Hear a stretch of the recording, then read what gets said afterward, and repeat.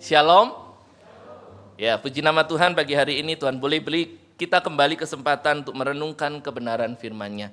Mari saya mengajak kita bersama-sama di dalam tema menyaksikan otoritas Kristus menguatkan iman. Kita akan membaca satu bagian kebenaran firman Tuhan yang diambil dari Markus, Injil Markus, pasal yang pertama, ayat 21 sampai ayatnya yang ke-28. Bapak Ibu Saudara, ini adalah bagian dari rangkaian eksposisi terhadap kitab Markus yang akan terus kita dengarkan. Beberapa minggu ke depan kita akan belajar bersama-sama dari Injil ini. Saya akan membacakan bagi kita, Bapak Ibu Saudara silakan menyimak di dalam Alkitab kita masing-masing. Yesus dalam rumah ibadat di Kapernaum. Mereka tiba di Kapernaum setelah hari Sabat mulai. Yesus segera masuk ke dalam rumah ibadat dan mengajar. Mereka takjub mendengar pengajarannya, sebab ia mengajar mereka sebagai orang yang berkuasa, tidak seperti ahli-ahli Taurat. Pada waktu itu di dalam rumah ibadat itu ada seorang yang kerasukan roh jahat.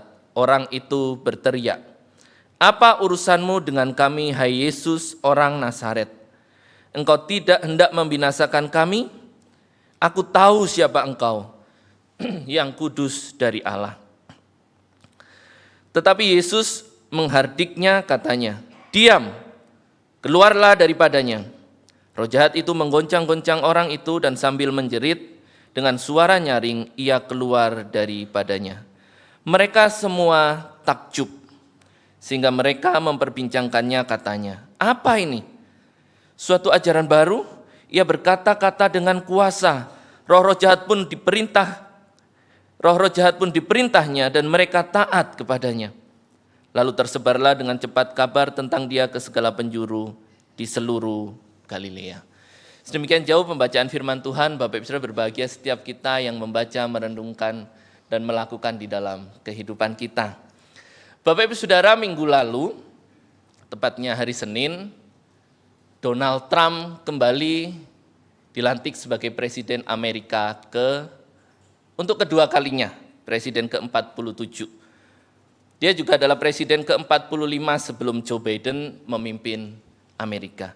Yang menarik Bapak Ibu Saudara dari pelantikan Donald Trump ini, di hari yang sama, Donald Trump itu menandatangani banyak dokumen yang sangat signifikan dampaknya. Memang hal ini sudah dia janjikan jauh sebelum dia dilantik sebagai presiden. Dia mengatakan akan melakukan ini, akan melakukan itu, dan pada hari H dia menepatinya. Pada di sini berita yang sobat saya cari, apa saja yang kemudian ditandatangani atau dokumen apa yang ditandatangani oleh Donald Trump. Ada tindakan Donald Trump yang menandatangani pembatalan 78 tindakan eksekutif, perintah eksekutif, memorandum presiden, dan arahan lain dari pemerintahan Joe Biden, pemerintahan sebelumnya. Lalu dia juga membekukan regulasi, lalu mengatur banyak hal dan memilih orang-orang yang akan membantu dia. Ada pelaksana-pelaksana tugas dari mulai jaksa agung, sekretaris negara, sekretaris pertahanan, dan banyak lagi. Kenapa dia bisa melakukan hal itu? Sebab dia sekarang adalah Presiden Amerika. Hal ini belum bisa dia lakukan beberapa hari sebelumnya. Jadi apa yang sekarang melekat kepada dia, itu kuasa otoritas yang dia miliki, sehingga dia bisa melakukan hal ini. Bapak Ibu Saudara, apa yang melekat kepada dia, otoritas yang ada pada dia, dapat dia kerjakan untuk melakukan suatu hal yang besar. Jadi Bapak Ibu Saudara, siapa dia menentukan apa yang bisa dia lakukan.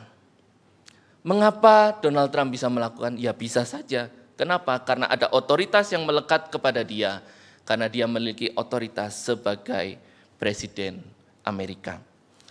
Seseorang akan didengar, akan dituruti perintahnya, sangat bergantung pada otoritas apa yang melekat kepada dirinya. Siapa atau apa dia menjadi penting. Beda mungkin pernah melihat foto ini juga ya. Nah, Ini foto diambil ketika masa pandemi, Bapak Saudara. Saat itu Presiden Jokowi masih memerintah sebagai presiden dan yang di sebelahnya adalah Panglima TNI. Dari postur tubuhnya yang kita lihat Bapak Ibu Saudara, kira-kira yang lebih menyeramkan yang mana ya? Yang sebelah kanan ya, dengan pakaian lorengnya, dengan tubuhnya yang kekar, dia terlihat lebih menyeramkan. Tapi kalau yang baju putih, Bapak Presiden ini ngomong, yang pakai baju loreng ini hanya bisa bilang siap, laksanakan. Kenapa? Karena yang baju putih memiliki otoritas yang jauh lebih tinggi daripada yang badannya kekar di sebelah. Jadi Bapak Ibu Saudara, otoritas yang melekat kepada diri seseorang menentukan apa yang bisa dia lakukan dan kuasa apa yang ada pada dirinya. Di dalam bacaan kita, di dalam pelayanan Tuhan Yesus yang mula-mula dicatat oleh Markus, di sana diceritakan Tuhan Yesus datang dan masuk ke dalam rumah ibadat. Di bagian awal dikatakan Tuhan Yesus mengajar dan pengajaran Tuhan Yesus membuat takjub orang-orang yang mendengar. Beda kebiasaan mengajar di rumah ibadat ini memang sebuah hal yang biasa dilakukan pada hari Sabat, hari perhentian di mana mereka beribadah dan mendengarkan para ahli agama, para ahli-ahli Taurat menyampaikan pesan. Nah, kecenderungannya pesan yang disampaikan Bapak Ibu Saudara adalah apa yang sudah pernah disampaikan, dan ahli Taurat, orang-orang Farisi adalah orang-orang yang menjaga tradisi sehingga tradisi dari turun-temurun itulah yang disampaikan kepada jemaat yang mendengar pada waktu itu. Pengajaran itu disampaikan di dalam sinagog, di dalam rumah-rumah ibadat. Jadi ini adalah hal yang biasa, hal yang rutin seperti kalau kita ya ibadah setiap hari Minggu, ini hal yang rutin. Dilakukan di dalam sinagog. Sinagog itu tempat beribadah Bapak Ibu Saudara ya. Jadi sinagog itu bukan bait Allah itu ada di Yerusalem, tapi sinagog ini adalah tempat-tempat kecil yang tersebar di sepanjang daerah di Palestina pada waktu itu Bapak Ibu Saudara, sehingga ini mirip seperti mungkin gereja-gereja pada waktu ini ya. Ada banyak tempat-tempat beribadah. Namun di sini mereka hanya beribadah tapi tidak memberikan persembahan karena persembahan hewan atau korban itu dilakukan di bait Allah. Apa saja yang bisa dilakukan di dalam sinagog? Di sana juga menjadi pusat pendidikan. Jadi kalau kita mungkin bisa membayangkan di sekitar lingkungan rumah kita ada langgar-langgar yang anak bisa datang untuk mengaji gitu ya. Jadi di tempat ini juga tempat orang belajar agama. Di sini juga tempat sebagai tempat peradilan lokal. Jadi masalah-masalah yang terjadi di antara umat juga bisa diselesaikan di dalam sinagog-sinagog yang ada. Jadi ini tempat yang secara umum di dalam kebiasaan mereka akan datang. Mereka datang melakukan berbagai hal ini dan diantaranya adalah mendengarkan apa yang disampaikan oleh ahli-ahli agama. Beda, tapi hari itu ada sesuatu yang berbeda. Ada sesuatu yang berbeda yang didengarkan oleh umat yang sedang mendengarkan seorang rabi yang sedang mengajar. Di dalam ayat yang ke-22, mereka takjub mendengar pengajarannya sebab ia mengajar mereka sebagai orang yang berkuasa, tidak seperti ahli Taurat. Jadi ini sebuah kebiasaan yang berbeda. Otoritasnya bukan lagi kepada tradisi dulu, orang ngomong apa lalu diteruskan oleh pengajar-pengajar itu. Ada sesuatu yang berbeda yang mereka dengar, ada sesuatu yang berbeda yang mereka lihat. Memang di dalam Markus ini, kisah awal ini berjalan begitu cepat. Bahkan minggu lalu ketika kita melihat pemanggilan Tuhan Yesus kepada 4 murid yang mula-mula itu juga terjadi begitu cepat. Sehingga firman Tuhan minggu lalu, Pak Alipin coba melihat dari sisi yang lain yang dikisahkan oleh Injil yang lain. Ternyata sama di bagian selanjutnya Bapak Ibu Saudara kita melihat ini juga tidak dijelaskan. Mengapa mereka takjub? Kira-kira apa yang Yesus sampaikan sehingga mereka takjub. Tapi Bapak Ibu Saudara kita coba melihat, kalau kita lihat di bagian selanjutnya di pengajaran-pengajaran Tuhan Yesus dan percakapannya bersama dengan ahli-ahli Taurat, kita baru bisa melihat, oh ternyata memang benar-benar berbeda apa yang Tuhan Yesus sampaikan. Saya mengajak kita untuk melihat sedikit lebih maju di dalam Markus pasalnya yang ke-7. Bapak Ibu Saudara, di dalam Markus pasal yang ke-7, ayat yang pertama sampai ayat yang ke-13, di sana Tuhan Yesus bersoal jawab dengan ahli Taurat yang ada di sana.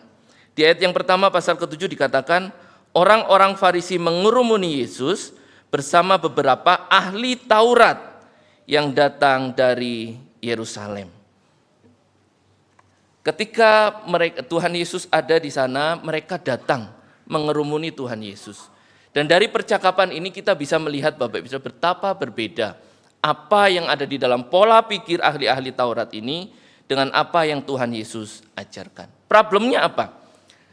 Ahli-ahli Taurat ini Bapak Ibu Saudara datang untuk menanyakan kepada Tuhan Yesus, kenapa para murid itu ketika makan tidak membasuh tangannya.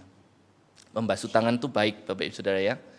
Jadi ini sebuah tradisi yang baik. Tapi ternyata pertanyaan ini bukan tentang kebersihan tangan, kesehatan, bukan Bapak Ibu Saudara. Tapi sedang menekankan tentang pentingnya tradisi yang ada di antara mereka. Tapi murid-murid Tuhan Yesus tidak melakukannya. John Stott Bapak Ibu Saudara di dalam mengomentari bagian ini melihat ada perbedaan yang begitu mencolok antara apa yang Tuhan Yesus ajarkan dengan apa yang menjadi konsep dan pola pikir di antara orang-orang Farisi dan ahli-ahli Taurat pada waktu itu. John Stott mengatakan bahwa bagi Tuhan Yesus, kitab suci atau ajaran-ajaran yang diberikan oleh firman Tuhan itu bersifat ilahi, sedangkan apa yang diajarkan oleh ahli-ahli Taurat ini lebih cenderung bersifat manusiawi. Karena kalau kita membaca di ayatnya yang ke-10 dan ayat yang ke-11, di ayat yang ke-10 di sana dikatakan, karena Musa telah berkata, jadi Tuhan Yesus menjawab pertanyaan mereka, karena Musa telah berkata, hormatilah ayahmu dan ibumu, dan siapa yang mengutuki ayahnya dan ibunya harus mati. Dan ayat yang ke-11 dikatakan, tetapi kamu berkata, kalau seorang berkata kepada bapaknya dan ibunya, apa yang ada padaku yang dapat digunakan untuk pemeliharaanmu sudah digunakan untuk korban, yaitu persembahan kepada Allah. Jadi setelah mereka bertanya tentang tradisi yang mereka pertanyakan kepada Tuhan Yesus menjawab mereka dengan pernyataan firman Tuhan. Bagi Tuhan Yesus, apa yang menjadi tradisi di antara mereka itu adalah aturan-aturan yang dibuat oleh manusia. Tapi mereka mengesampingkan apa yang menjadi firman yang dinyatakan oleh Musa sebagai pernyataan Tuhan yang Tuhan nyatakan di antara umatnya.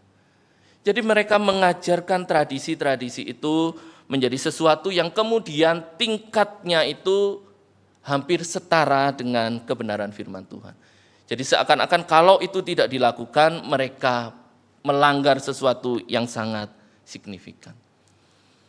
John Stott mengomentari apa yang dinyatakan oleh firman Tuhan bagi Tuhan Yesus itulah yang ilahi, bukan apa yang dinyatakan oleh manusia.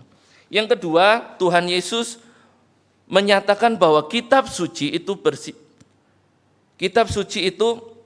menjadi wajib dan tradisi itu sesungguhnya adalah pilihan manusia. Maksudnya Bapak Ibu Saudara, Yesus tidak menentang semua tradisi, Yesus juga tidak melarang bahwa murid-muridnya tidak boleh melakukan tradisi apapun yang ada di antara mereka. Tapi bagi Tuhan Yesus,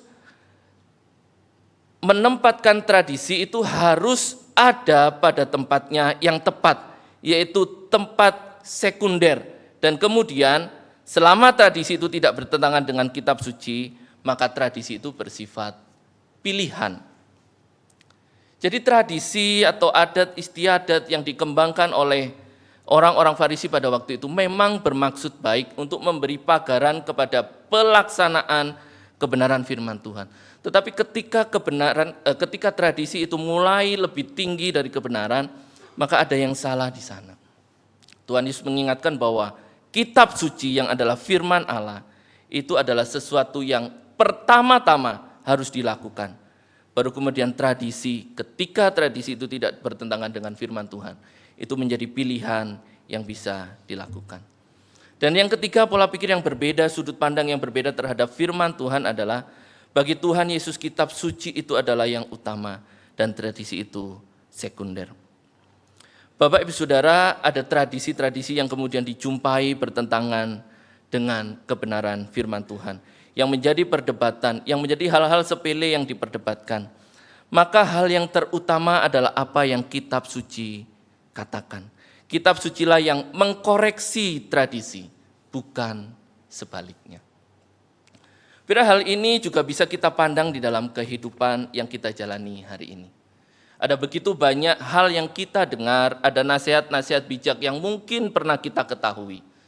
Ada hal-hal yang mungkin secara umum kita yakini, tapi pernahkah kita berhenti untuk melihat di mana letak semua itu, nasihat-nasihat baik, tradisi-tradisi yang baik, yang umum dilakukan, di mana letaknya jika dibandingkan dengan kebenaran firman Tuhan. Ada hal yang kemudian menjadi sesuatu yang ya memang dari dulu begini, ya memang seharusnya begini. Orang yang dulu melakukannya seperti ini. Tapi bagaimana ketika kita melihat hal-hal itu di dalam kebenaran firman Tuhan? Hari ini Bapak Ibu ada begitu banyak nasihat-nasihat yang bisa kita dengar. Kita lihat TikTok, kita lihat media sosial, ada begitu banyak orang yang memberikan masukan bagaimana seharusnya kita hidup. Ada orang yang menasehatkan kita harus memperhatikan diri kita, mengasihi diri kita, memberi diri kita ruang untuk menikmati hidup. Padahal nasihat-nasihat itu bukan salah. Nasihat-nasihat itu juga seringkali tidak selalu bertentangan dengan kebenaran firman Tuhan. Tapi di mana letak semuanya itu di dalam kehidupan kita? Ada banyak hal yang secara mungkin sederhana mempengaruhi jalan kehidupan kita oleh karena tradisi yang seperti biasanya. Biar saya ambil contoh, ada orang-orang yang bergumul dalam pergumulan yang ada di dalam keluarganya. Kenapa? Sebab dia lahir di tengah keluarga yang bermasalah. Lalu keluarga yang bermasalah itu menimbulkan penilaian dari orang, ya buah jatuh nggak jauh dari pohonnya, kehidupanmu pasti nggak akan banyak berubah. Sehingga nasihat-nasihat itu, perkataan-perkataan penghakiman, penilaian orang terhadap kehidupan kita, mempengaruhi langkah kehidupan kita dan menentukan apa yang harus kita lakukan. Mungkin kita akhirnya jatuh kepada keputusasaan, kita melihat dan memandang hidup berdasarkan standar nilai orang-orang yang ada di sekitar kita. Kita tidak kembali kepada firman apa yang dinyatakan oleh kebenaran firman Tuhan. Jadi ketika nasihat firman Tuhan misalnya berkata, jangan engkau khawatir, di dalam hidup ini ada pengharapan. Itu bukan nasihat-nasihat kosong. Itu bukan nasihat yang hanya ingin membesarkan hati kita supaya memiliki pengharapan.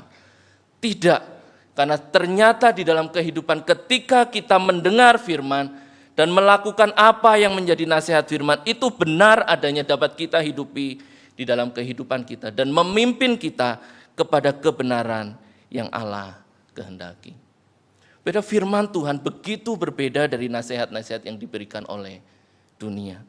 Mungkin kalau kita menempatkan diri kita pada saat ini sesuai dengan gambaran cerita ini sebagai orang-orang yang mendengarkan firman yang berotoritas yang disampaikan oleh Tuhan Yesus, mungkin kita akan beranggapan, oh sepertinya ada sesuatu yang berbeda. Nasihat-nasihat yang sering saya dengar, nasihat-nasihat yang sering saya lakukan, kebenaran-kebenaran yang diajarkan oleh lingkungan di mana saya tinggal, itu menuntun saya kepada sesuatu yang biasanya saya lakukan. Tapi kebenaran firman Tuhan selalu menghakimi tradisi, mengkoreksi tradisi, dan selalu ada di atas tradisi. Pertanyaannya Bapak Ibu Saudara, di mana letak firman yang berotoritas itu di dalam kehidupan kita? Masihkah kita sering mengkoreksi hidup kita, memadankan kehidupan kita dengan firman yang berotoritas dan berkuasa itu? Yesus datang di tengah-tengah dunia, membuat sebuah perbedaan yang begitu mencolok, yang bisa dilihat oleh orang, bahwa dia mengajar dengan penuh otoritas. Firman yang dia sampaikan. Kenapa? Karena dialah firman yang hidup, yang dia sampaikan penuh kuasa sebab dia adalah Allah yang berfirman itu sendiri. Bapak Ibu Saudara, anak saya itu sering kalau di sekolah itu bikin janjian sama teman-temannya gitu ya. Janjian mau ketemuan di mana lah, masih SD bisa janjian mau nonton lah, mau jalan-jalan di kayu tangan gitu ya. Satu kali ketika dia sampaikan kepada saya, dia janjian ini itu. Lalu saya bilang, tidak boleh, belum lapor ke orang tuanya. Bila semua rencana yang dia buat, ketika saya katakan tidak, maka rencana itu semua hilang. Tidak mungkin dia laksanakan. Kenapa? Karena apa yang saya sampaikan itu sesuatu yang berotoritas. Bukan otoriter Bapak Ibu Saudara ya. Bukan saya tidak suka kalau anak saya senang, bukan. Tapi dia tidak mempertimbangkan apa yang dia bicarakan bersama dengan teman-temannya. Bagaimana itu bisa dia laksanakan. Ketika saya menyampaikan tidak karena saya punya pertimbangan bahwa hal-hal itu mungkin berbahaya, bahwa hal-hal itu mungkin tidak bisa dia laksanakan.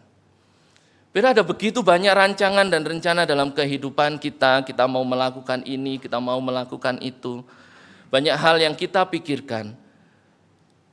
Adakah kita kembali kepada firman dan melihat apa yang firman itu kehendaki di dalam kehidupan kita?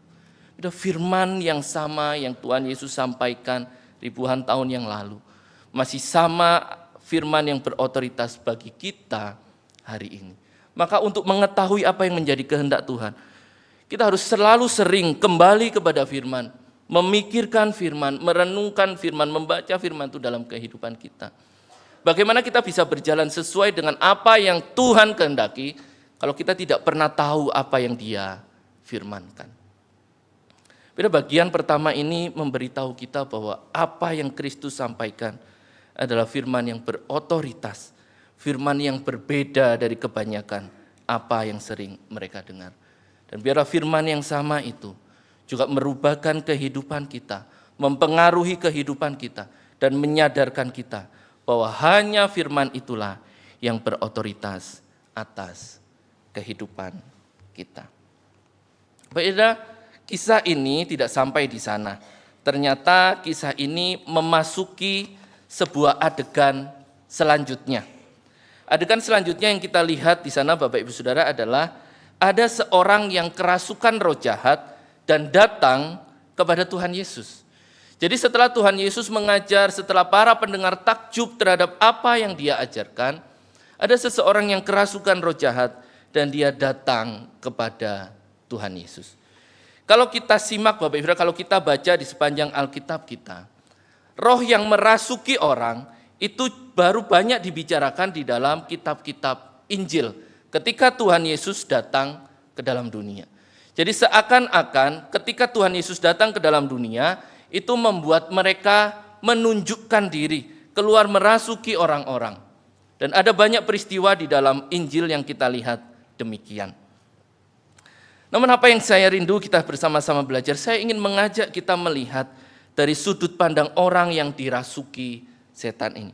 Bapak Ibu Saudara, ketika Tuhan Yesus melakukan mujizat menyembuhkan orang kusta, menyembuhkan mereka yang lumpuh, mencelikkan mereka yang buta, orang-orang yang mengalami sakit penyakit ini bisa datang dan menyatakan permohonan mereka kepada Tuhan Yesus.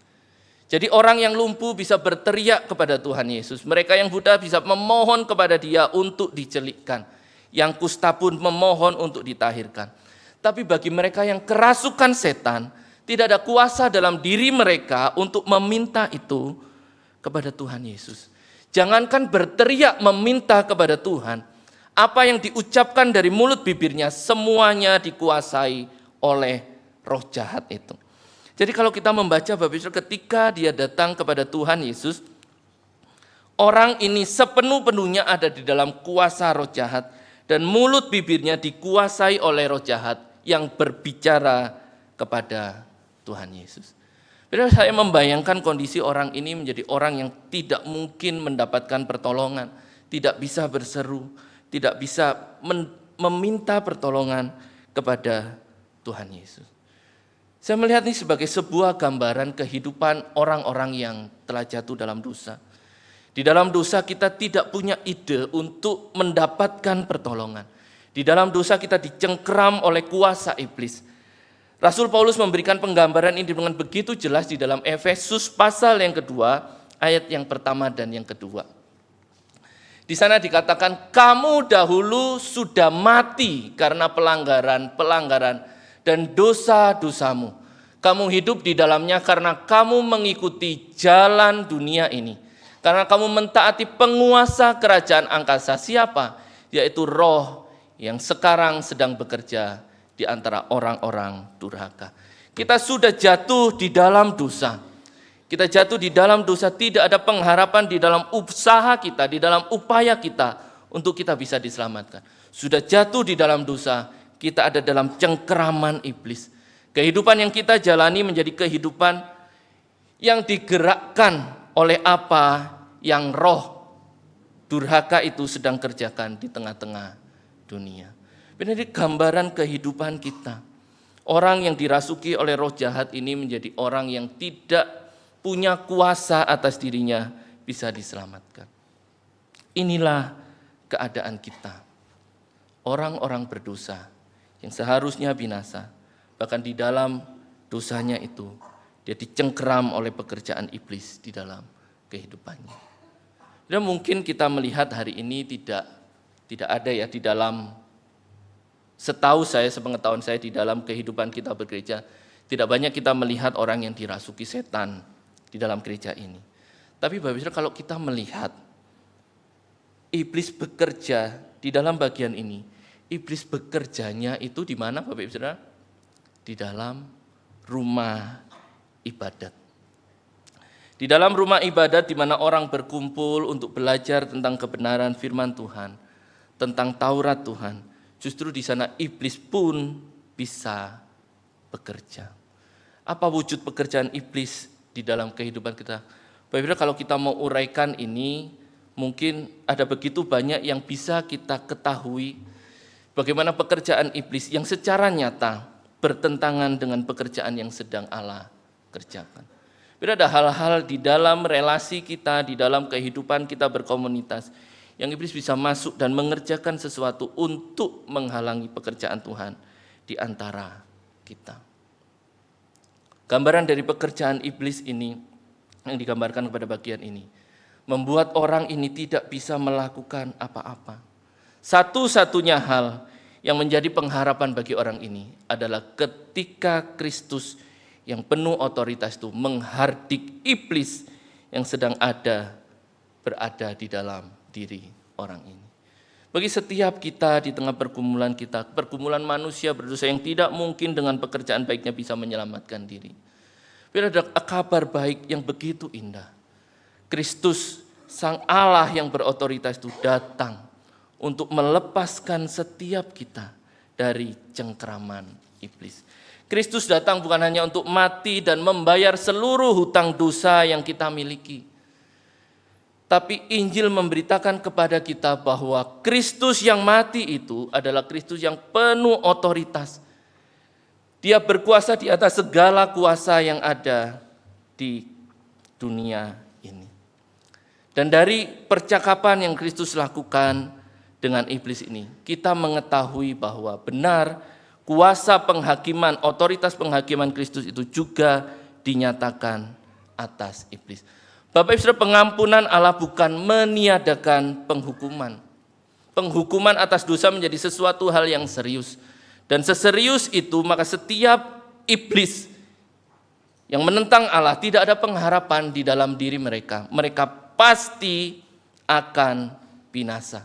Maka kedatangan Kristus bukan, iblis tidak bertanya apakah engkau yang akan menghakimi aku, tapi dia bertanya apakah ini saatnya. Bila kalau kita melihat apa yang dikatakan iblis melalui orang ini, dia tidak berkata apakah engkau yang akan menghakimi aku, tapi dia berkata apakah engkau datang untuk membinasakan kami. Jadi kalau kita melihat di dalam apa yang terjadi ini Bapak Ibu Saudara, iblis itu merasa takut, berbeda ya dengan orang-orang yang mendengar Yesus. Iblis ini takut sementara orang-orang tadi takjub. Kenapa? Karena orang-orang takjub baru saja tahu bahwa ada kuasa yang begitu berotoritas dibandingkan dengan kuasa-kuasa yang sering mereka dengar.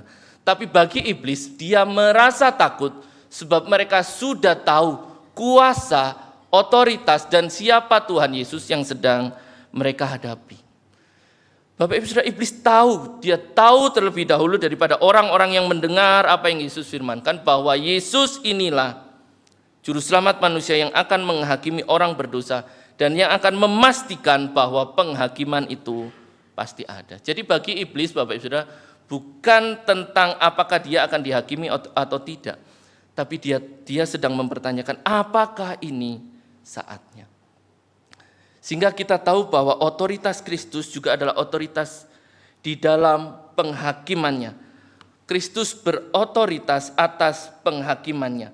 Penghakiman kekal adalah sebuah kepastian. Bagi iblis tidak ada kesempatan untuk bertobat. Mereka hanya sedang menantikan kapan waktunya. Beda melalui peristiwa ini kita juga melihat bahwa penghakiman itu pasti ada. Bagi kita manusia diberikan kesempatan untuk percaya kepada Tuhan Yesus. Tapi bagi mereka yang tidak percaya, penghakiman itu pasti ada. Dia berotoritas atas firman-Nya. Dia berotoritas atas segala kuasa yang ada di dunia. Dan dia berotoritas atas penghakiman-Nya. Beda berita tentang penghakiman ini bukan sekedar hal untuk menakut-nakuti kita. Tapi ini adalah sebuah realita yang akan dialami oleh orang-orang yang tidak percaya kepada Kristus. Otoritas Kristus melampaui segala kuasa di dunia, termasuk kuasa setan. Dan otoritas Kristus itu akan datang untuk menghakimi setiap orang yang tidak percaya kepadanya. Jadi kita melihat ada kabar baik tentang otoritas Kristus, tapi ada kabar kepastian tentang penghakiman. Tapi bagi kita ada kabar pengharapan. Bahwa Kristus yang berotoritas itu, yang adalah Allah, yang firman-Nya itu berkuasa, adalah Allah yang penuh otoritas tapi mau datang ke dalam dunia. Bagi engkau dan saya yang tidak berpengharapan karena dosa. Kristus datang di tengah-tengah dunia supaya kita yang tidak mungkin diselamatkan ini beroleh kesempatan untuk percaya terhadap karya-Nya. Sehingga setiap kita boleh beroleh keselamatan. Bapak Ibu Saudara, mungkin tidak ada ilustrasi yang begitu tepat untuk menggambarkan apa yang sedang Kristus lakukan. Tapi mungkin kisah ini akan membawa kita bagaimana Kristus yang berotoritas itu mengasihi setiap kita, anak-anaknya, orang-orang yang berdosa. Saudara, kisah ini adalah kisah tentang seorang yang bernama Hunter. Jadi Hunter ini, Bapak Ibu Saudara, melakukan berbagai kesalahan, tindakan kriminal. Di antaranya Bapak Ibu Saudara adalah pelanggaran pajak. Hunter ini diduga tidak melaporkan seluruh pendapatannya dan melakukan tindakan penggelapan pajak. Kepemilikan senjata api secara ilegal. Lalu penggunaan narkoba, dia mengakui bahwa dirinya memang bermasalah dengan kecanduan narkoba. Dan transaksi bisnis yang mencurigakan. Bila di antara tuntutan-tuntutan ini, inilah yang mungkin akan membawa dia ke dalam penghukuman. Atau dia akan dipenjara. Siapa Hunter ini Bapak Ibu Saudara? Hunter adalah anak dari Presiden Amerika Joe Biden. Ketika kasus ini mencuat, Joe Biden mengatakan, saya tidak akan mencampuri urusan anak saya, urusan hukum anak saya. Saya tidak akan menggunakan otoritas saya untuk mencampuri proses hukum dari anak saya. Bapak Ibu, itu yang dinyatakan sebagai presiden, itu pernyataan formal sebagai seorang presiden. Tapi kalau Bapak Ibu Saudara ada di posisi dari Joe Biden ini, seorang bapak yang mengetahui anaknya melakukan pelanggaran dan akan dihukum. Mungkin Bapak Ibu Saudara ada satu pergolakan di dalam hatinya. Walaupun dia seorang presiden yang disegani, yang apa dia katakan didengarkan oleh orang, dan dia secara formal mengatakan tidak mau menggunakan kekuasaannya untuk mencampuri urusan hukum dari anaknya. Ternyata Bapak Ibu Saudara di akhir kepemimpinannya di bulan Desember, Joe Biden mengambil sebuah keputusan. Presiden AS Joe Biden memberi pengampunan penuh ke putranya yang terjerat hukum. Dan dia berharap warga Amerika bisa mengerti. Padahal saya tidak mengerti secara detail bagaimana ini bisa terjadi, tapi secara sederhana Bapak Ibu Saudara kita bisa melihat bahwa memang di dalam otoritasnya dia punya otoritas untuk memberikan pengampunan. Atau secara sederhana Bapak Ibu, di negara kita ketika seseorang itu sudah dihukum, misalnya orang itu dijatuhi hukuman mati, maka keputusan tertinggi untuk yang memungkinkan membebaskan dia adalah ketika dia mengajukan gerasi kepada presiden. Jadi presiden itu punya otoritas untuk mengambil sebuah keputusan hukum atas diri seseorang. Mungkin ini yang diambil oleh Joe Biden. Dia memberikan pengampunan kepada anaknya. Sekali lagi, akhir ceritanya Bapak Ibu Saudara, bukan Joe Biden menggantikan penghukuman anaknya, tidak. Jadi Joe Biden ini mengambil keputusan atas otoritasnya untuk membebaskan anaknya. Apa yang ingin saya garis bawahi dari kisah ini? Bapak Ibu Saudara, Joe Biden bisa mengambil keputusan seperti itu sebab dia punya otoritas.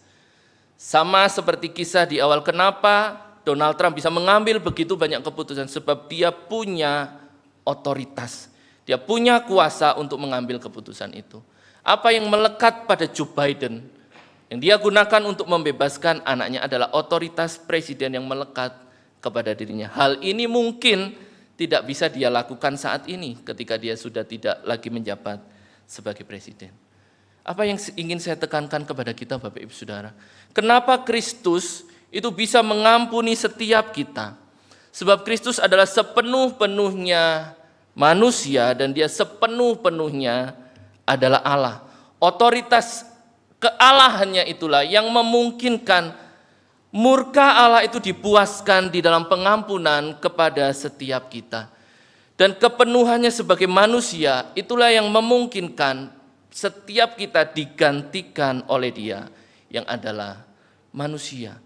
Allah mengutus anaknya yang tunggal, yang adalah sepenuhnya Allah dan sepenuhnya manusia, untuk menebus engkau orang-orang yang tidak berpengharapan, untuk menebus engkau dan saya orang-orang yang tidak punya pengharapan akan kekekalan.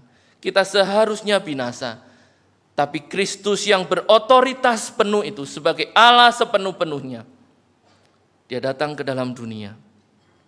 Dia menjadi manusia seperti engkau dan saya. Hanya Dia tidak berdosa. Dia menggantikan engkau dan saya. Dan murka Allah itu hanya bisa dipuaskan sebab Kristus adalah sepenuh-penuhnya Allah. Kisah Joe Biden ini adalah kisah yang mungkin menyentuh hati kita di dalam relasi kita dengan anak kita mungkin, dengan orang tua kita mungkin. Tapi kisah yang sama inilah yang diambil oleh Allah dengan mengutus anaknya supaya engkau dan saya beroleh keselamatan. Bukan hanya engkau digantikan, tetapi kuasa iblis yang mencengkeram itu dibebaskannya dari kehidupan kita.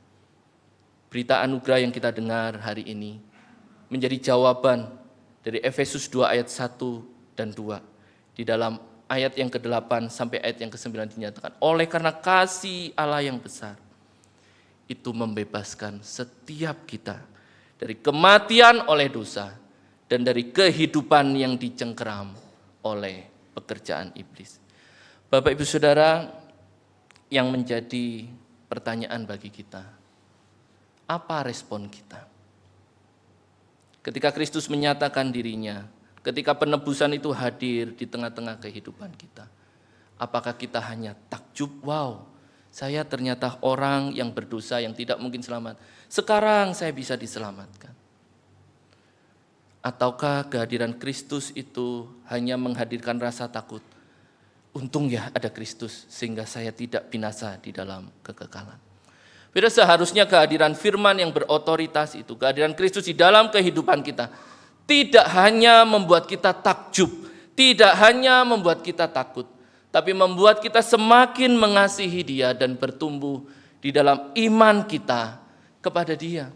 Kita tahu bahwa Dialah yang pertama mengasihi kita, maka respon yang tepat bagi kita terhadap Kristus, Sang Firman yang berotoritas itu adalah kita mengasihi Dia. Dia telah membebaskan kita dari segala belenggu dosa dan ikatan setan, maka kita bisa datang untuk mengasihi Dia dan hidup bagi Dia. Dia sudah membayar lunas semua yang perlu dibayar bagi hutang dosa kita. Maka saat ini berikanlah kehidupan kita bagi kemuliaan-Nya. Ada begitu banyak hal Bapak Ibu yang bisa kita kerjakan bagi kemuliaan Tuhan. Tapi semua harus didasarkan kepada pengenalan kita kepada firman itu. Kita bisa mengerjakan begitu banyak aktivitas rohani, tapi adakah Kristus itu yang berotoritas itu hadir di tengah-tengah kehidupan kita? Biar firman Tuhan pagi hari ini Bapak Ibu Saudara mengingatkan kita. Dia yang penuh otoritas itu, firman-Nya yang sanggup mengubahkan itu, telah datang di tengah-tengah dunia, membayar apa yang perlu dibayar bagi engkau dan saya. Melepaskan engkau dari belenggu dosa dan belenggu ikatan setan, yang tidak mungkin kita cari jalan keluarnya. Dia datang untuk membebaskan kita. Maka sambut dan kasihilah Dia di dalam kehidupan kita. Cintai dan kenalilah Dia di dalam kehidupan kita. Dan biarlah kehidupan kita boleh berjalan seturut dengan apa yang Dia rancangkan bagi kehidupan kita. Amin. Biarlah firman Tuhan pagi hari ini boleh memberikan kita kekuatan di dalam kita mengiring dan mengikuti Dia. Mari kita berdoa. Bapa dalam surga, kami bersyukur untuk firman Tuhan, untuk kisah Injil yang dituliskan, yang kami boleh belajar, dan mengenal bahwa Kristus yang datang di tengah-tengah dunia itu, yang memanggil setiap kami untuk mengikut Dia, adalah Kristus yang penuh otoritas, sebab Dia adalah sepenuh-penuhnya Allah itu sendiri. Kami bersyukur sebab oleh otoritas Kristus kami dibebaskan dari hukuman dosa, dan kami dilepaskan dari belenggu ikatan setan. Oleh sebab itu ya Tuhan, kami rindu kami bertumbuh di dalam pengenalan kami akan Engkau. Dan kami rindu melalui pengenalan kami akan Engkau ini, kami semakin mengasihi dan hidup seturut apa yang Tuhan rancang bagi kehidupan kami. Pimpin kami ya Allah Roh Kudus, ingatkan kami akan kebenaran firman yang berotoritas itu, dan biarlah kami boleh hidup di dalamnya. Di dalam nama Tuhan Yesus kami berdoa dan kami mengucap syukur. Amin. Tuhan memberkati kita.